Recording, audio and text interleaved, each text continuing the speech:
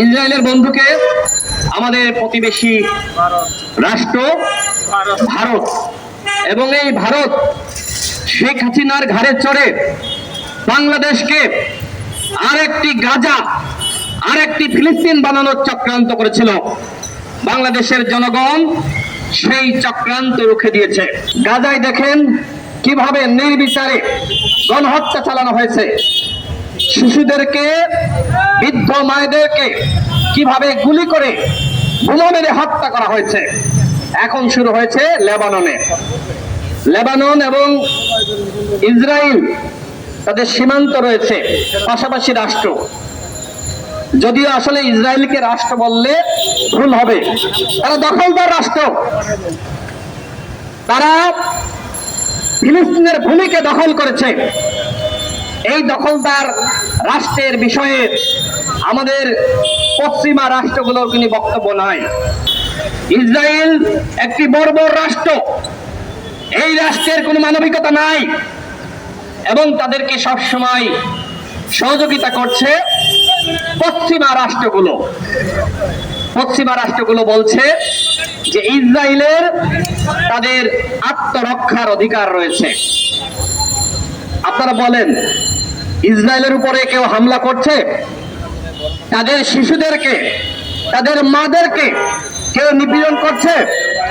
ফিলিস্তিনে গাজায় দেখেন কিভাবে নির্বিচারে গণহত্যা চালানো হয়েছে, শিশুদেরকে, বৃদ্ধ মায়েদেরকে কিভাবে গুলি করে বোমা মেরে হত্যা করা হয়েছে।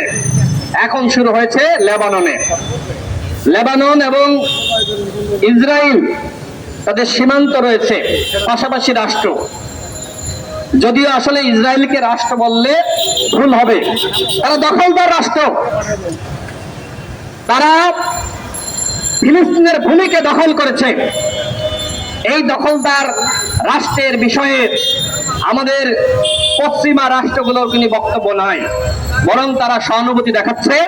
তারা বলছে যে ইসরায়েলের আত্মরক্ষার অধিকার রয়েছে। আত্মরক্ষার অধিকার রয়েছে নাকি তাদেরকে থামিয়ে দেওয়া দরকার?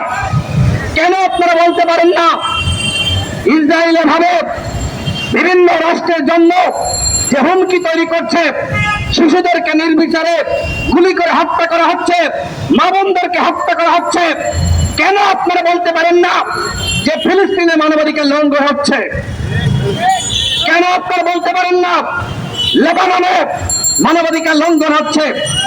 প্রায় এখনো পর্যন্ত যে সংবাদ পেয়েছি, লেবাননে প্রায় 1200 মানুষকে গুলি করে বোমা মেরে নির্বিচারে হত্যা করা হয়েছে।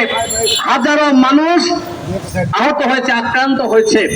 হাসপাতালের বিছানায় তারা আহাজারি প্রকাশ করছে। এখনো পর্যন্ত গাজায়, সেখানেও কিন্তু এই দখলদার বাহিনী, এই দখলদার রাষ্ট্র তারা হামলা চালিয়ে যাচ্ছে। ইসরায়েলের কাছ থেকে শিক্ষা নিয়েছিল কে?